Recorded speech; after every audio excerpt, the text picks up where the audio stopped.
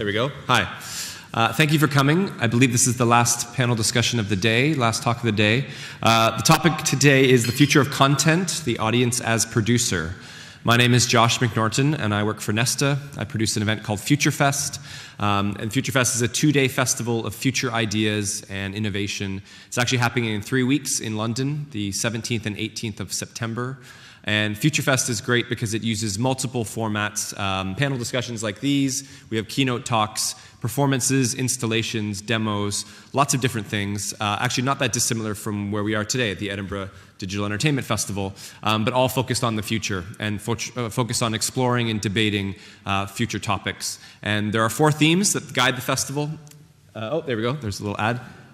4 themes that guide the festival, and they are the future of work, play, love, and thrive. So all very personal topics, and we have hundreds of speakers, lots of debates over 2 days. So that's the festival there. There's a few of our headliners listed there with lots more on the website. And we have a panel here of 4 very successful, very knowledgeable people, all coming from different perspectives on content and content producers, content platforms. So the format of the session is I'm going to introduce myself and give one example of, in my line of work, producing a festival where I think content is going, or something, a way of engaging with audiences in a new way that I'm particularly excited about or particularly using.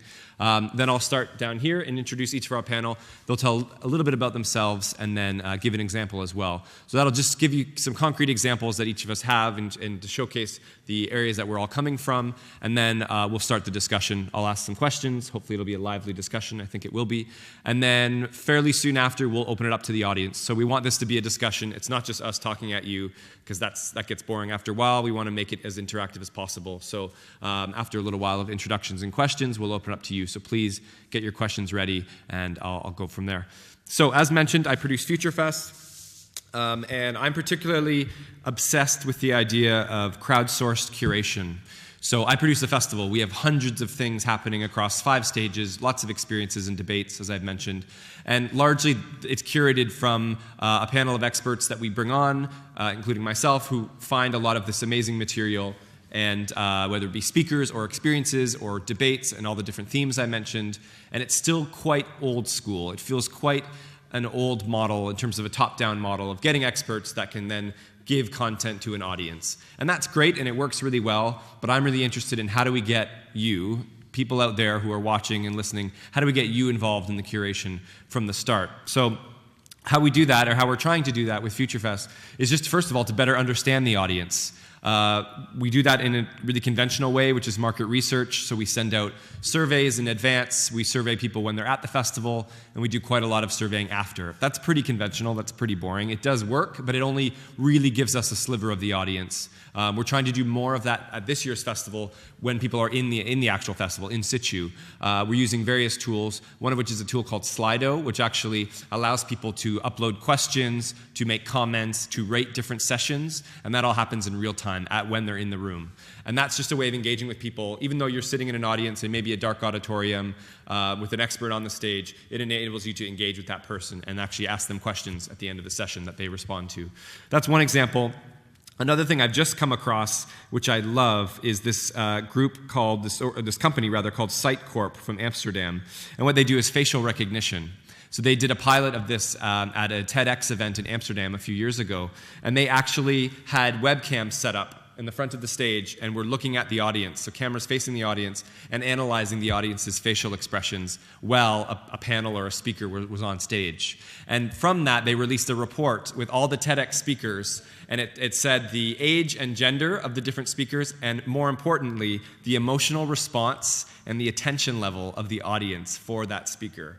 And for to me, that's amazing. And I know some people that makes them a little bit scared, but actually I think it's an incredible thing. And as a curator, as a festival producer, if I could use some of that technology to gather data about my content in real time, that's only going to better inform how we program the festival in the future. So those are just 2 really quick examples of tools that we use to try to engage with people. And I really foresee the future of content, certainly in a festival format, is to get people more involved well before the festival happens, 6 months, year before the festival happens, to get them involved in how it's programmed and the direction of the event.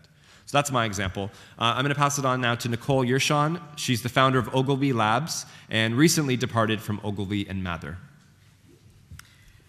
this is my first speaker gig from not working there in 17 years, so very strange. But I think it goes to show that the stuff that I was doing in the lab is very much R&D, working on something that doesn't necessarily give you an immediate benefit in terms of it's going to hit your bottom line on a spreadsheet. So I think when you're looking at all these different spaces, you either have got to have a love and be curious of what is going on in these spaces, or else what happens is you just carry on with the day job and nothing really changes. So I'll give an example of not necessarily something that I've seen recently, but just where we've come from in terms of how things have changed. So I remember probably about 8 or 9 years ago going to the EBU, going to an event in Marrakesh, and I was briefed to, of all the things I was doing in the labs, I was briefed to go to this event and do a talk and to bring them out of their slumber, which was how it was kind of proposed to me, of how the EBU were behaving. And I remember doing this talk about all the different things that were happening and the different changes, and I didn't have a stand-up row, but there was someone from one of the French equivalent broadcasters like the BBC, and it was all translated, and we had these earphones on, and I was talking about that we had a future, that it wasn't going to be a linear model anymore, and people were going to watch what they wanted to watch, when they wanted to watch, where they wanted to watch, on whatever platform they wanted to watch. And he got very irate and basically turned around and said to me, but they will watch what we tell them to watch. And it was a very interesting kind of aha moment to me of how difficult it is to try and affect change within large organisations that just can't see it. So always kind of my thing has always been to try and find the people that can see it and move forward with them rather than going down a route of banging your head against a wall. So for me, that's more of a human experience of pushing change in this space rather than a technical experience. Great, thank you, Nicole. And next we have Tim Plyming. He's a digital content producer and non-exec director of the space. Yeah, thank you, Josh. So the example I thought about was I've recently come back from holiday, and this was the first holiday where we decided to really curate our holiday by using TripAdvisor and Facebook. So as we went, my kind of hand hovered over that enormous kind of guide to Italy that had been written in 2008. And I actually thought, for this time, why don't we just live, where we were in situ, ask people what good places to go are. So that's either from TripAdvisor. But the more interesting stuff was when we arrived in Florence one night and just said in Facebook to our friends, listen, we're going to go out, where should we go? And immediately there was this sort of conversation about, you should go to this bar, and then someone else would say, oh yes, we've been there and it's great. And I just thought that became content, and it was really interesting. It was a kind of moment where I thought, this is really superseded now, that guide that had been written in 2008. And people then asked us to send photos, when we were there and of the menu that was there. And then people were saying, well, that's the thing I'd pick. And it sort of sounds slightly like doing sort of lifestyle on social, but I thought it was so interesting, and thinking really, why aren't TripAdvisor actually doing more of that kind of programming themselves, using this enormous wealth of data, much more than just that one person who wrote that book in 2008. And for me, it was a kind of real pivotal moment. Thanks, Tim. And next we have Eline van der Velden. She's the managing director of Makers Channel. Hi, yes. So Makers Channel is a new video platform where you don't allow just everybody to upload. So we say either you have to have won awards or have a certain amount of views. And so my series, Miss Holland, was fortunately picked to go on there before I started working at Makers Channel. And what we did is we tried, with Miss Holland, I think we have the trailer here, but I'm not sure if we can play it. We tried to get the audience involved as a producer almost. So the audience would tell the character where to go, what to do. So they were like, oh, we want to see her with an immigration lawyer trying to get a visa for America, or we want to see her talk to a vicar, or we want to see her go to Compton to a really dangerous situation. And so it was a sort of a female Borat. We got the audience really involved in creating the series along the way. And so therefore, they felt part of the production, which is really cool. And then what Makers Channel does is we have a good relationship with Fox and with other distributors, so that we then allow the series to go on to be developed with a broadcaster. Do we have the trailer, Charlotte? Yeah, I think we're going to show the trailer, actually.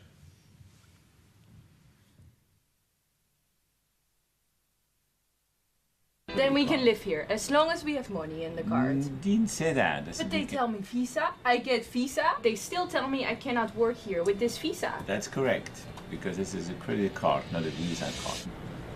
This different? I am Miss Holland and this is my reality show. I love my fatherland, but I want something more, so I come here. My biggest dream is to become Miss America. You really want to rap for the Miss America pageant? We need some help! I will do whatever it takes to win. Okay, so you teach me how to rap. What you gonna do for me? I have already found an assistant on the Craigslist to learn my American ways. I have this thing I like to bite my nails. Have you ever been sexually attracted to your boss? A little bit too sexy. So we had to find a husband because I have to get the green card. I can find a husband here in 1 month and marry. It's all good. It has to be real love. Well, you know. I don't want to have fake. I prefer the 69, so it's going on at the same time. That's fine. Women are like hunters. They need to catch a man. I know I am Dutch, but here everything is possible. Do you want this on tape? Sometimes I even wonder if Miss Holland was a real pageant queen. I mean, Eline's like a shot putter. There's a lot of magical things in America that you will find out. Hello, Miss Holland. She's now come to London to find Prince Harry. Amazing. And last but not least, we have John McGrath. He's the artistic director of the Manchester International Festival. And I don't think I can follow that, but I'll do my best. So hi, everybody. So Manchester International Festival describes itself as an artist-led festival, and it creates entirely new work every 2 years, often in quite big-scale collaborations between artists who might never have worked together before, trying something new and different. From my own perspective, I'm a theatre director by trade, and I've always been interested both in the vision of the artist, but also very much in the behavior and creativity of the audience as well. So I guess my question for this panel is, when the audience is producer, what's the role of the artist? And the example that I wanted to give, which I think was a rather beautiful and resonant indication of an answer, was a piece that some of you probably may have noticed if you were in the UK on July the 1st this year, which was the anniversary of the start of the Battle of the Somme. A bunch of World War I soldiers started appearing in railway stations around the country at the beginning of the day. Did anybody see that piece? Yeah, a few people. And probably, or quite possibly, you didn't see it physically. But what happened, for those who don't know, is that there was about 1,500 of these soldiers scattered around the UK, all wearing perfectly crafted uniforms and all silent, except occasionally when they sang together. And if any of the commuters or people on the streets, later they spread out across the towns, went up to them, they simply handed them the card. And on the card was the name of a soldier who died 100 years ago in the Battle of the Somme on that day, the 1st of July, and a hashtag saying, "We are here." And what happened from that is that people started obviously taking photos, making videos, tweeting them, Instagramming them, etc., and talking about their responses. And for me, it was probably the most exceptional and resonant public memorial that I've seen perhaps ever, if certainly in many, many years. Because something very simple was done by the artist who turned out, nobody knew on the day who it had been done by, but it turned out to have been done by the artist Jeremy Deller. And he'd done what really only an artist could do, which was create a visual image that was impactful, strange, unexpected, and incredibly precise. All of these soldiers looked very much like they'd dropped into the present from 100 years ago. But what he hadn't done was decide what the meaning of that was. And that was left to the audience, to the people who interacted with it. And so all of those tweets, those Instagram images, those Facebook postings started then to have the meanings that people accrued around them. And we weren't told whether or not, if we were a pacifist, whether this was against war, if we were a historian or even a militarist, whether this was about pride in soldiers or any of those things. So the meaning wasn't curated for us, the meaning wasn't determined for us. What the artist did was create an incredibly precise moment around which we could produce our meanings, our conversations. I think by the end of the day, the number of images and comments that have been posted around the UK and beyond was in many, many millions. And so a public event had been created in a very big and in a way loud public event out of a very precise and quiet thing. So that for me was maybe a resonant example of where the artist can place themselves in a situation where the audience has become producer. Thank you, John. I think that example is actually a really great place to start, because you had a piece of work that was created and then the audience really took it over and it became its own thing that grew quite organically, and I think that's amazing. I wanted to ask about empowering audiences. So maybe using your example, John, or even Eline might have another example, being that Eline runs a platform for people to upload, and obviously, Eline, you're an artist yourself. As we saw, you obviously creating your own work and showing it there. So how do we go about empowering audiences in the future? Yeah, we must continue to keep them involved, and I would like to point out that I think it's really important, and I worry about this going forward, because we're so focused on the social media stars and how many followers they have and all this stuff, as opposed to looking at the artists and sort of thinking, if this work is great enough, it will get these millions and millions of likes and tweets and things like this, and focusing on the actual content. And fortunately with Miss Holland that was the case, and it did well, and fortunately with Jeremy that was the case, and it did well. And I sort of think that we have to give more credit to the audience to recognize something that when it's really good, and therefore they are a producer because they accept that it's good. So yeah, that's what I would say. Yeah, I think that probably shouldn't assume that the audience is disempowered.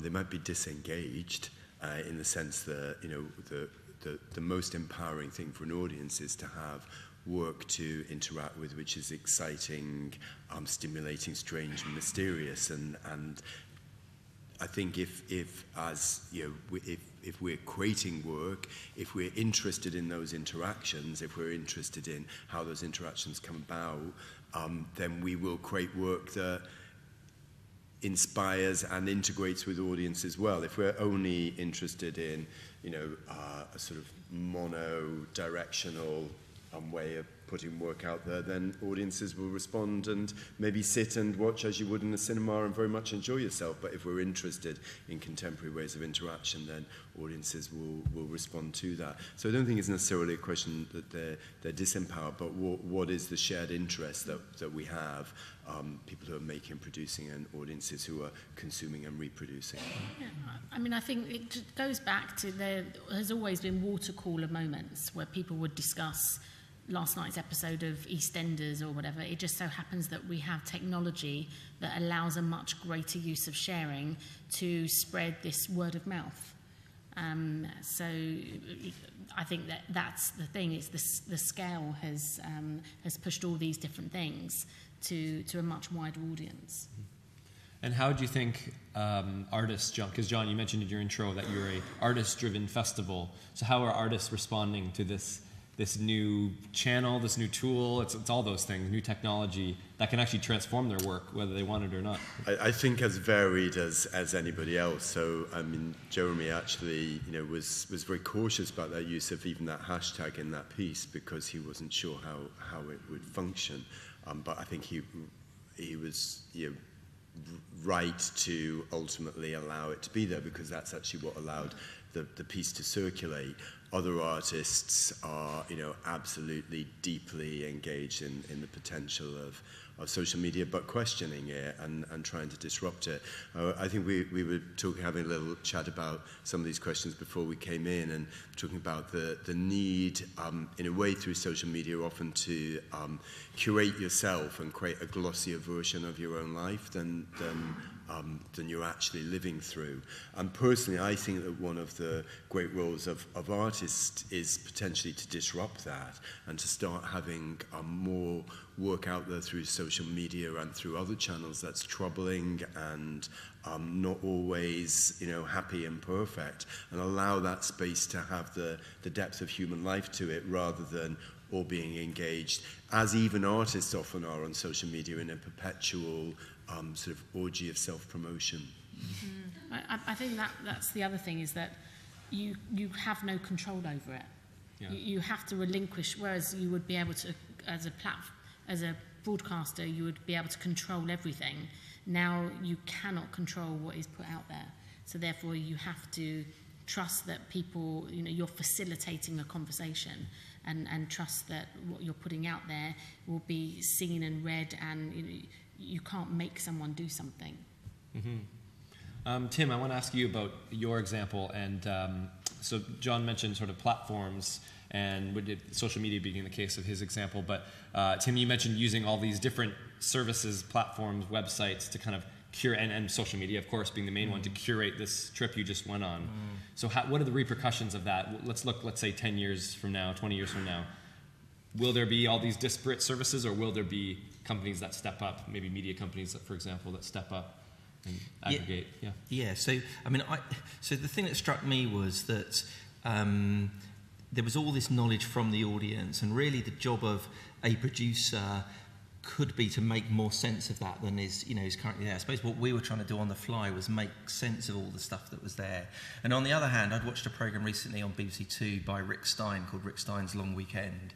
And, it was just Rick Stein going to Bordeaux for the weekend, and it was just the things that, Rick Stein wanted to do. Now, that's a larger piece of content that might be other people's experience of going to Bordeaux and things they tried, and then leaping off points to go, well, if you'd like to know more about that piece of content, there you go. And, Rick Stein was talking about, at one point he visited a winery with a British guy had gone out and started a winery, and you're thinking the ability to be able to then go and purchase something from that winery is all part of an extended audience experience. But what struck me was that in a world where there's much more content than just what the production team decided was one version of a Bordeaux weekend, there on TripAdvisor and Facebook and others are lots of other opportunities. And I suppose I was surprised in some ways that the producers of that didn't work more with that kind of extended content that was there. There was obviously a day in the 1970s when none of that was there. When I started watching television as a young boy, that was the way it had to be. And we all sat there as passive audiences, and someone went off to Bordeaux and you sat there and went, oh, that looks lovely. But we're not in 1970, we're in 2016. Well, a lot of people who are using that weren't born then. Exactly so. And so I sort of think there will be, and it feels to me that TripAdvisor could be one of the most interesting travel content TV brands. And once they decide to go for it, it'll happen like that. That's the clip. So Nicole, how do you think in having those conversations with brands, and to mention TripAdvisor, but there's lots of other websites and services. Yeah. How receptive are brands to these kind of new ideas, new models? Way more receptive now than they were even 5 years ago.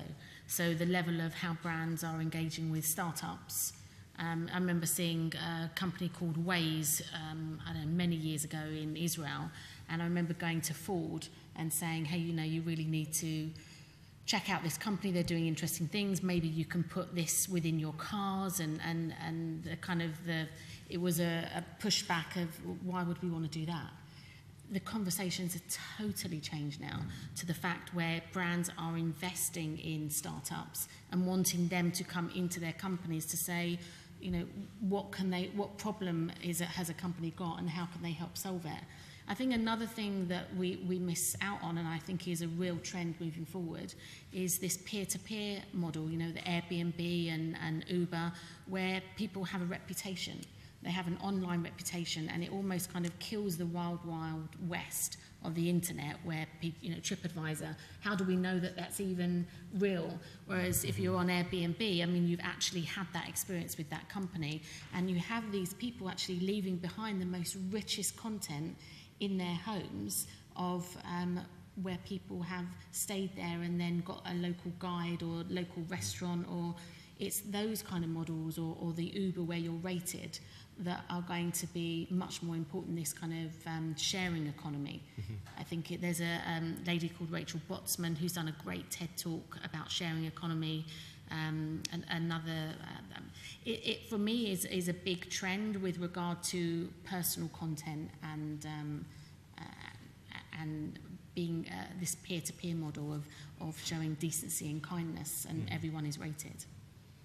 That's really interesting. I wonder how the kind of peer-to-peer model would sort of pass down into a lot of these traditional media companies, traditional models. Eline, do you have something? Yeah, I was just thinking about that. How would that work for content? Because the problem is, I would say that the algorithm for YouTube hasn't quite been so successful because it's clickbaity and thumbnail baity. So if you put a pair of boobs on there and the ultimate video of boobs, you will get views.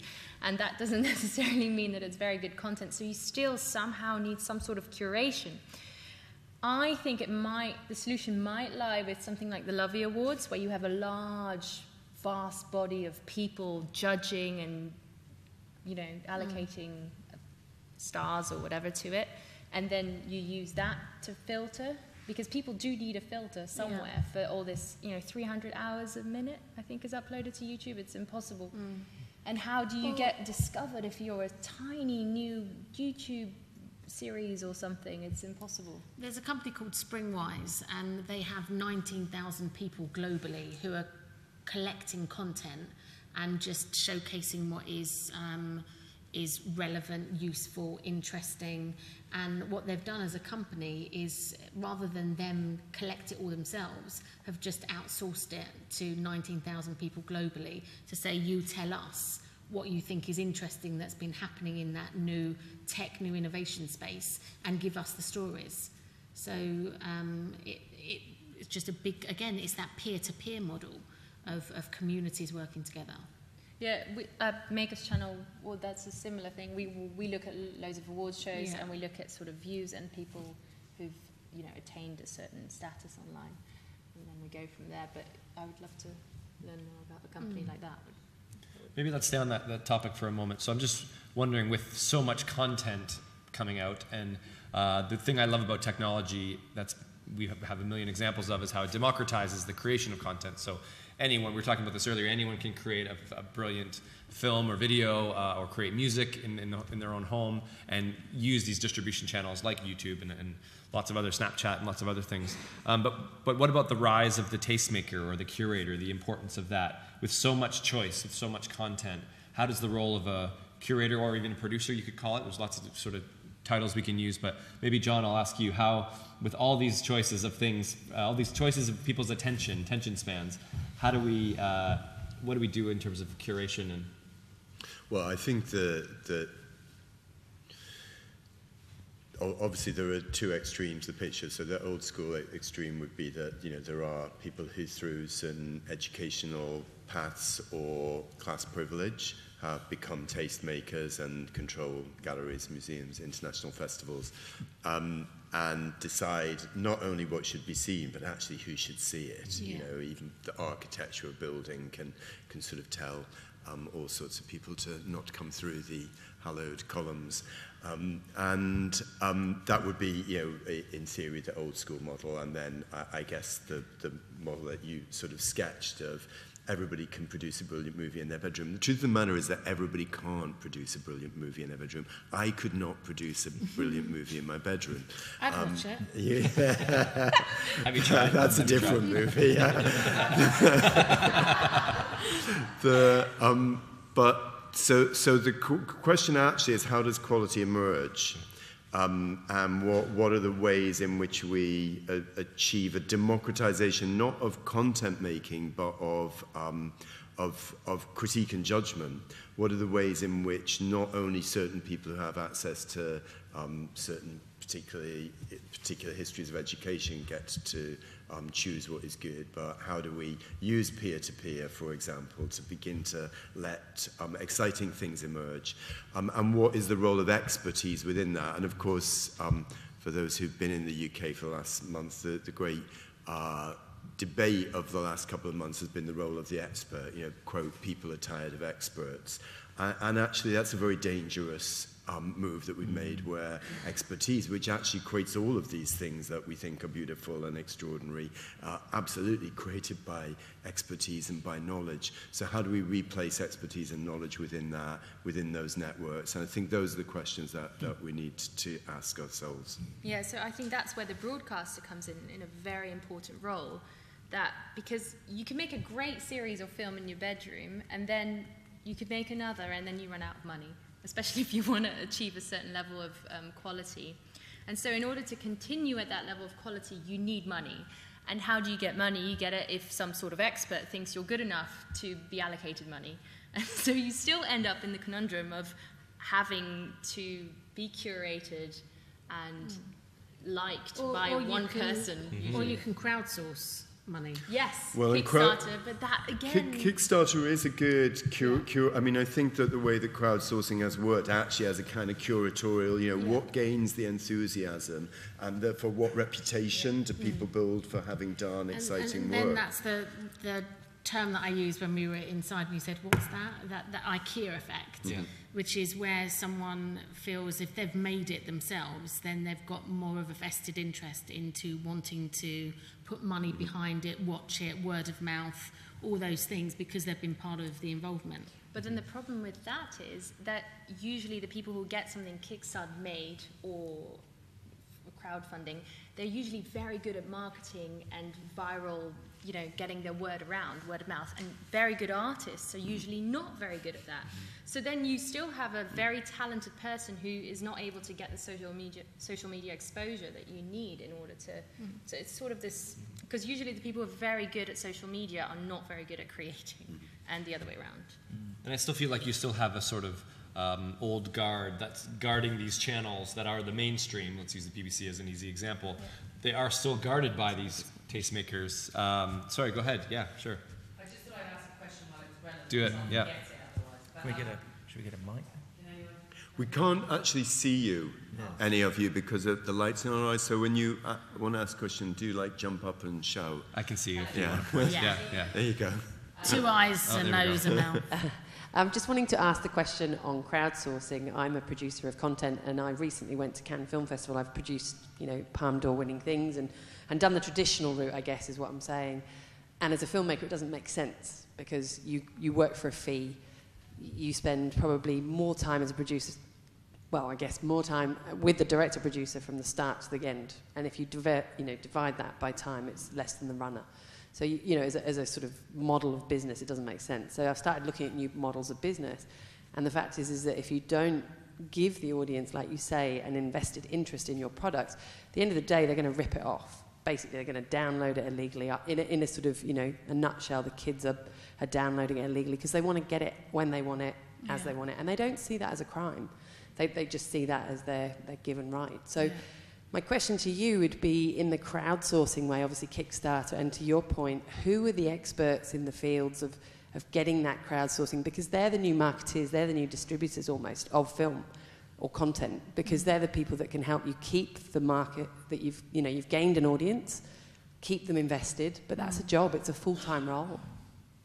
Yeah, so I visited a company in Finland, so a film group of guys, and I think the film is called Iron Sky. It's a funny genre that is Nazis and aliens, and I think it's called Iron Sky. So, and after they crowdsourced their first film, which was relatively low budget, and I think if I remember the numbers correctly, that audience came back and immediately said we want to follow up to that, and they raised €8 million in their first round. And not only that, they then got they charged the audience to be extras. So they shut down a city in Finland and turned it into a New York scape for a whole weekend. They charged the people who'd already invested in the film, paid to be extras.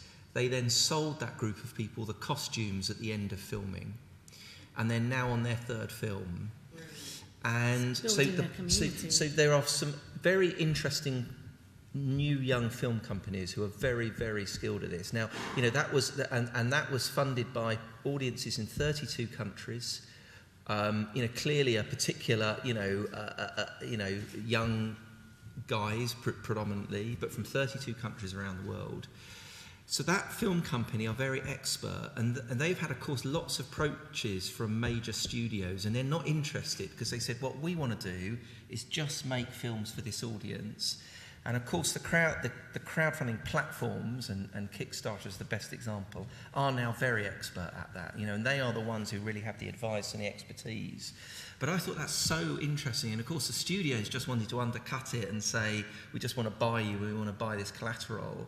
And the film company said, no, we're onto something much more interesting than you'll ever do. And it really was I thought it was so interesting. But I think those young film companies are probably the most expert, and I'm happy after to connect you to the producers because I thought they're very interesting. I mean, everything has been disrupted because of technology. So, including business, including advertising, including broadcasters, including banks, literally everyone. So it's always worth looking at alternative business models. Find another way. It doesn't always have to be the same way that you have always done it. And that's why disruption is always spoken about as a hot topic right now. The word innovation, I mean, obviously years ago that was very different connotations to me. It was like the next cancer drug, and now you hear it being mentioned all the time. That's because everyone is looking for how do we do it, because it's all very new. Yeah, I was just going to add that at Makers Channel, for example, what we help people with is to create the traditional marketing around it. So we get them in the Daily Mail or the Telegraph with a good PR team behind it. And then on top of that, we have we work with Fox, so they get introduced to broadcasters, and then, you know, it's sort of a step up from YouTube, and then you go into the next sort of funnel. And that's good for the broadcasters to be discovering new talent as well, which is key for them, because where else are they going to get it from, really? And I think that's the other thing with broadcasters with new talent. New talent are normally babies and startups, and so I was on, I still am, reporting to Ralph Rivera of the BBC Online Advisory Committee, which is where they'd said like 4 or 5 years ago, why isn't anyone working with us? Why, you know, digital indies, why are they not working with us? And yet you're working with them all the time at Ogilvy, and how come? And we had our first meeting where I was chairing it, and I could be agnostic, and I could be very, have my own opinion, because they weren't a client of mine.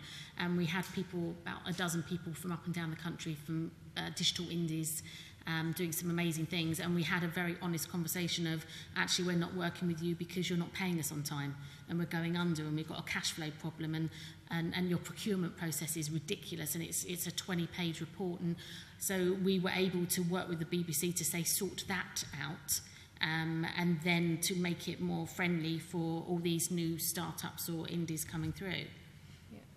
I think we should open for more questions, actually. Thank you for that question. Does anyone else have anything? I can see everyone pretty well if you want to raise your hand. If not, I'll just keep asking. Okay. Yeah, go ahead. Sure, why not? Sure. When you're obviously making content, one of the ways to raise finance is to sell off your rights. I mean, you basically have an idea, you have an IP, and then you break it down into little nugget-sized pieces and go, who wants to buy a piece of the idea?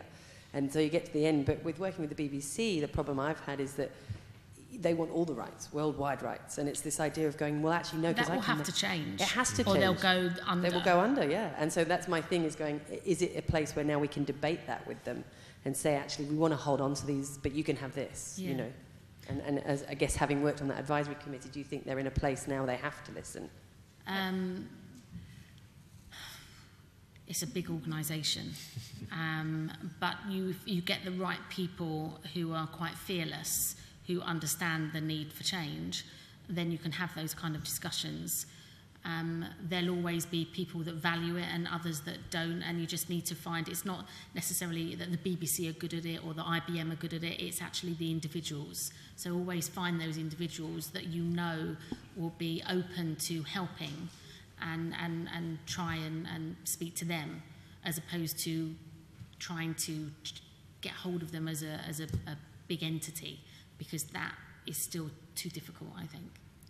I have to say that BBC Three, in the last couple of months, I've literally seen all of the people in the last 3 years that I've worked with who've been making online content. They've picked up everybody, including me. I'm going to be doing a show with BBC Three, and they're really, really focusing on all this talent that's, you know, needs money to keep making their online shows. They had to, because they shut down the linear model. So therefore, you know, sink or swim type thing. Yeah. But at least they're there, like, working with this new talent that does everything.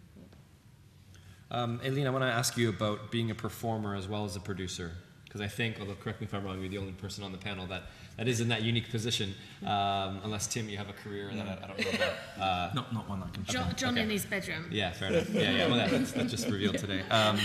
So, Eline, I want to know about, from a performer perspective, from an artist perspective, obviously it's great to talk about all the different systems in place and marketing techniques, but as you mentioned, artists often aren't good at that stuff. They often aren't even thinking about that stuff. It's only out of necessity. Yeah. I would love there to be a producer, and so with the BBC I've now got an exec producer who's, you know, taken a whole load off my plate, which is amazing. I've never had that privilege, and for, you know, me not to have to sort out a guy to hold a camera and to sort out an edit and all this, you know, and the marketing and the social media and the constant, you know, every one of my, like, YouTube famous friends is complaining about having to now also post on Instagram stories. It's just another place to be, you know, feeding content to you and lots of work. So I think it's necessary because you have to be able to do everything, but preferably I wouldn't.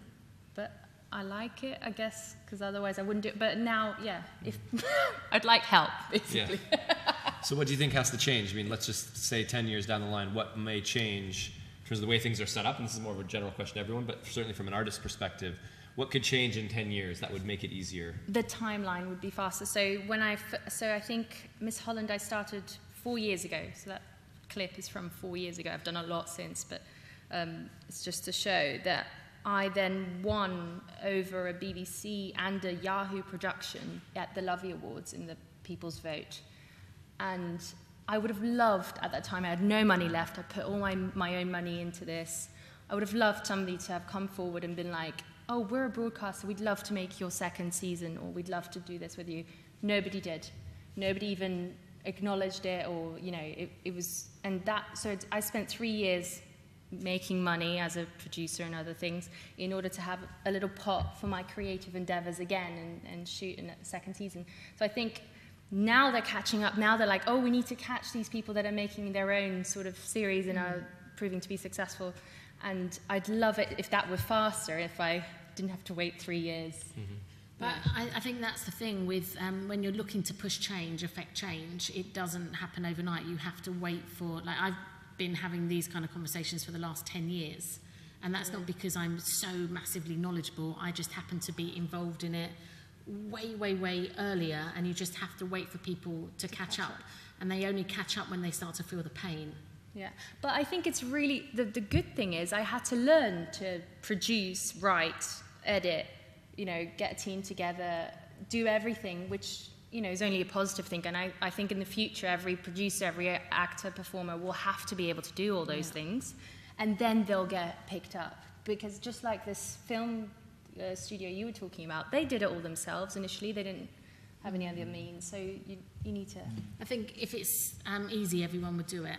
You have to go through this level of pain where you experience problem areas yourself and then how to solve them.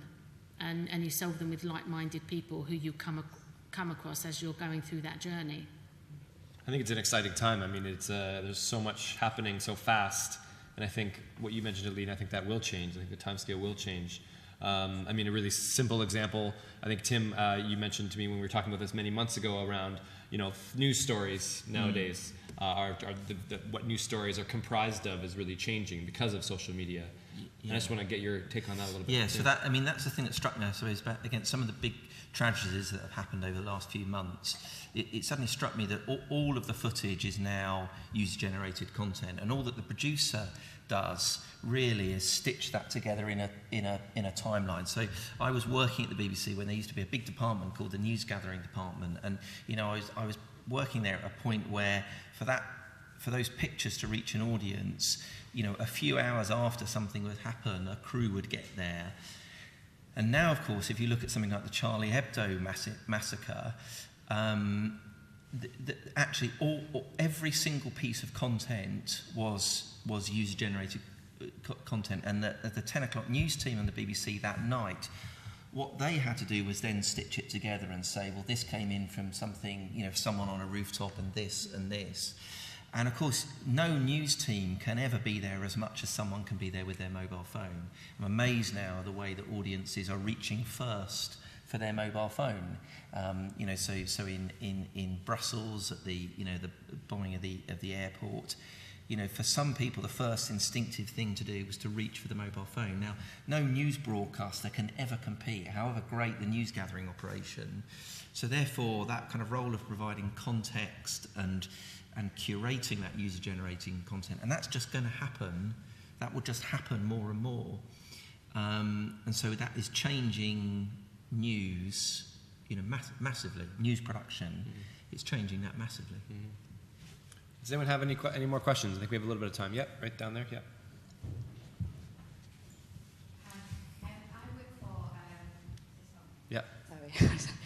I work for one of the Creative People and Places projects that's run by Arts Council, and we've got no venues in our area, it's East Durham, and it's a really interesting time for us because obviously online content and that kind of thing is so accessible, and we live in such a flat world now that we think that's the way forward, and we're really interested in thinking about how we can give our young people in our areas and our communities more access to becoming kind of the producers and curators. Because what we found is if we tell them that they kind of have a responsibility for producing and creating, then they become creators, which I think is very exciting for kind of the future for lots of different things. But what we found as being the enabler and the broker is that personal selling and word of mouth is really, really important. So I just wanted to ask you, how do you think we kind of how do we go with communities that aren't engaged and kind of getting them into seeing all these wonderful things that you have on, and kind of making that next step to getting them to see these things and how they can, because once they kind of see it and engage with them, then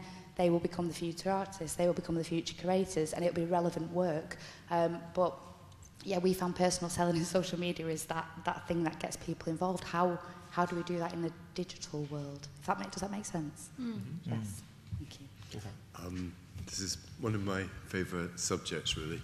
I think one of the things that arts organisations have been slow to learn, and you even see it on the streets outside here, with the posters that are everywhere, is that by and large people don't go to things anymore because someone shouts at them very loudly that they should, and they go to things because someone they trust recommends that.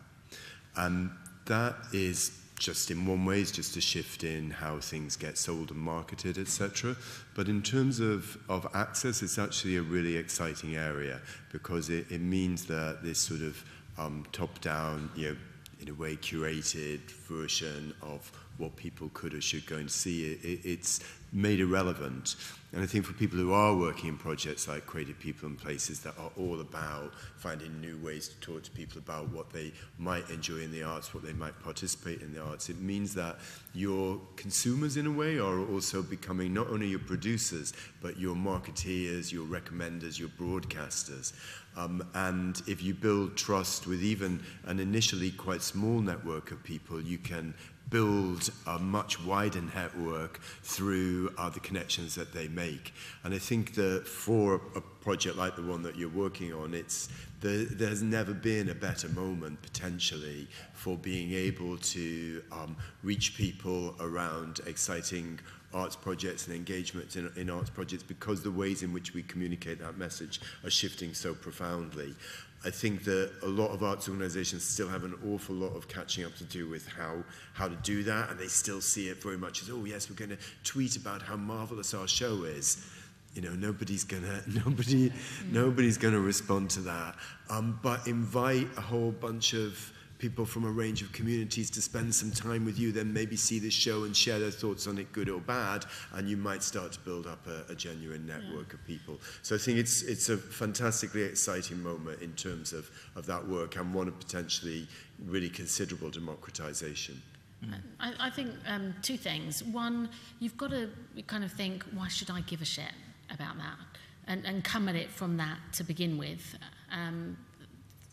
Number one. Number two is knock down the silos for new stuff with old and traditional.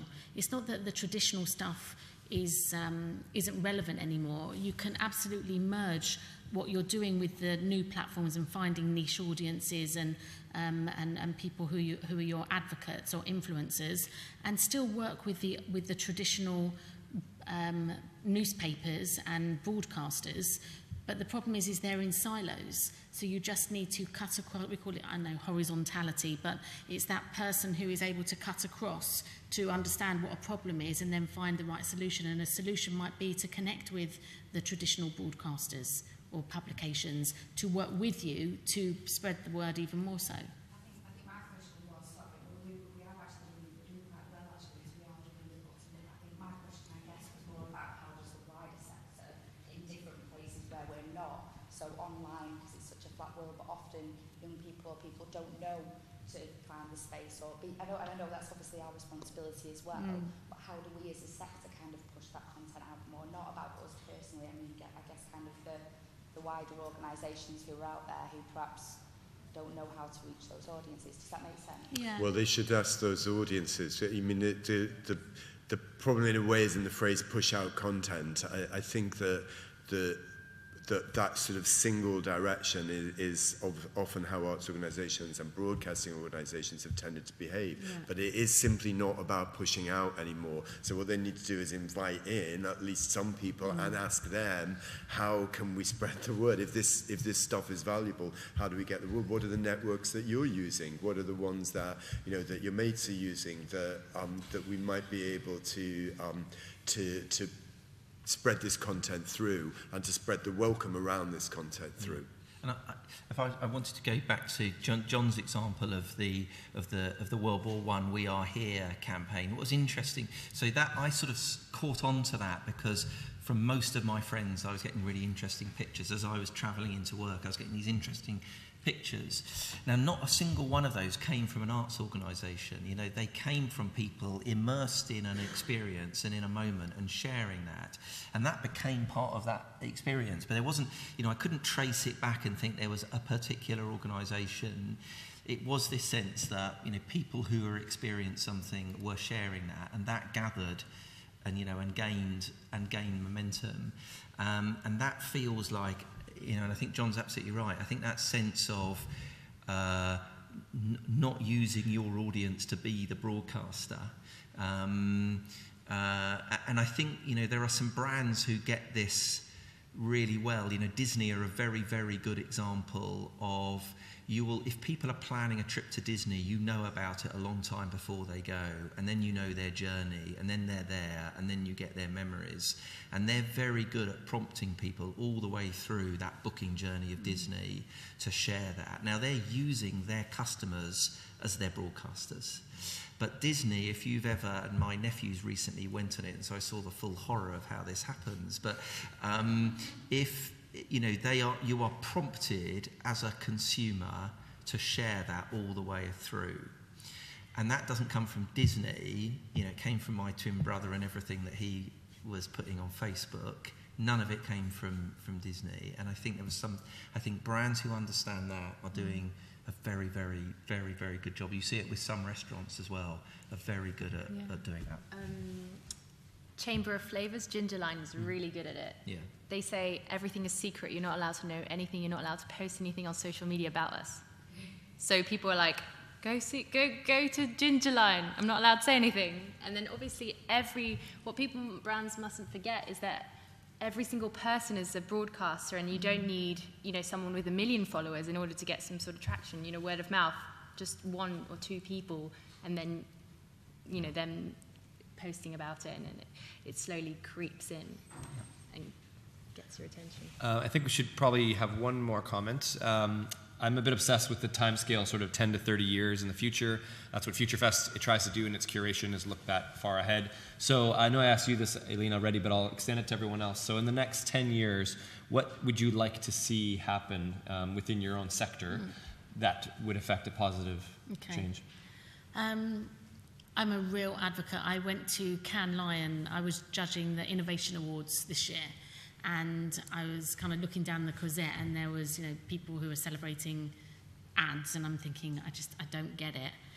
But there's the innovation line, and I would absolutely suggest for people to go online and have a look at the things that were coming out. Is this big trend towards social, being socially aware and setting up social companies where you can actually make money. So this isn't NGOs, this isn't charities, this isn't corporate social responsibility, but this is doing good with social enterprise and making money. And there's lots of examples on the Cannes Lion Innovation Awards where they do that, and I think that for me is the way forward. Tim?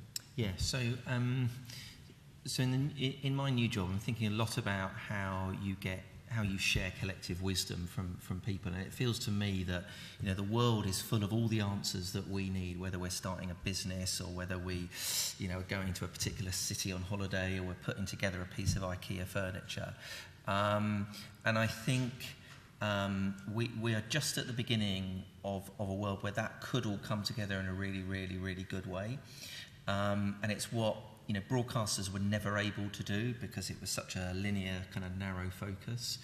And so I think, over the next 30 years, content will become around sharing the amazing expertise and answers to stuff you need to know.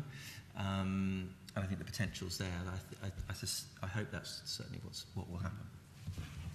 John or Eline, do you have anything to add to your previous answer? No. Okay, John? I've been wondering as this goes along what worries me about the idea of the IKEA effect, and that as a model for sharing. And I realise that, of course, that the problem with the IKEA effect is that we all end up with the same bookcase, and that the only difference is how wonky our bookcase is. And the best bookcase is the one that's most like the one that IKEA originally intended. So I guess my hope for the next 10 years is that artists and creative start to hack into the structures that create the sharing economy and peer-to-peer networks, and that they don't become as colonized as social media has by Facebook, where the very form in which we are allowed to share becomes actually determining of the content. Mm-hmm. So I hope that the opposite happens, where those that we currently see as content producers actually start to bite back into the form and goes, actually, yes, sharing economy is great, peer-to-peer is great, but it doesn't actually have to behave like Uber. It doesn't have to be on that structure. It can be different, and that we have the confidence to apply creativity and disruption into those structures and into those formats, as well as into the content. I'll add a little bit to that. Go ahead, yeah. I think we mustn't forget that something like Netflix, which is very lean back and sort of, I'm just going to watch, is also really important, because you let the artists focus on making the series, making excellent content, and you let the distributor, Netflix, be in charge of the marketing and the promotion of it. I think that is very important, and we shouldn't, sure, there'll be content on Facebook, it's a different style, but we must also specialize and be good at what we are good at. Great. Well, I hope that's an optimistic note to end on. I'd like to thank Charlotte from the EDEF for having us, and everyone here was part of making this event happen. Thank you to you for coming, and finally our esteemed panel. Please give them a round of applause. Nicole, Tim, John, and Eline. Thanks, everyone.